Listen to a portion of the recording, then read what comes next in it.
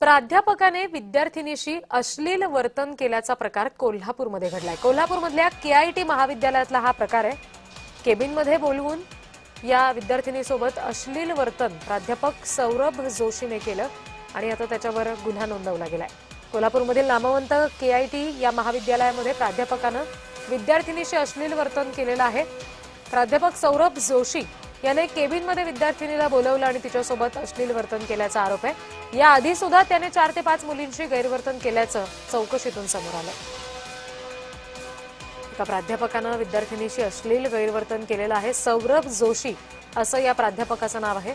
आपल्या केबिनमध्ये बोलवून त्यानं विद्यार्थिनीशी अश्लील वर्तन केलं। कोल्हापुरातल्या नामांकित केआयटी या महाविद्यालयामधला हा सगळा गंभीर प्रकार समोर आलेला आहे। प्राध्यापक सौरभ जोशीवर गुन्हा नोंदवण्यात आलेला आहे। विद्यार्थिनीशी अश्लील वर्तन केल्याचा आरोप या प्राध्यापकावर आहे।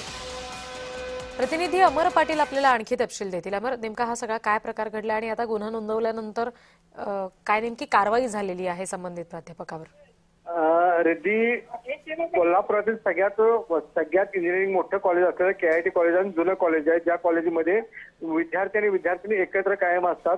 परंतु गेल्या काही दिवसापासून या ठिकाणी चाललेल्या या अनैतिक या प्राध्यापकाच्या वर्तणुकीमुळे त्या एका विद्यार्थिनीने तक्रार केली। आता कोल्हापुरातील 3-4 विद्यार्थिनी आहेत की त्या आमच्याही बरोबर असं झालेलं आहे सांगितलेलं आहे। त्यांच्यावर गोकुळ पोलीस एमआयडीसी गुन्हा दाखल झाला आहे आणि केआयटी कॉलेजच्या संचालक मंडळाने त्याला निलंबित केलेलं आहे आणि त्याची चौकशी नेमलेला आहे। रेड्डी जी, धन्यवाद अमर सगळ्या माहितीसाठी।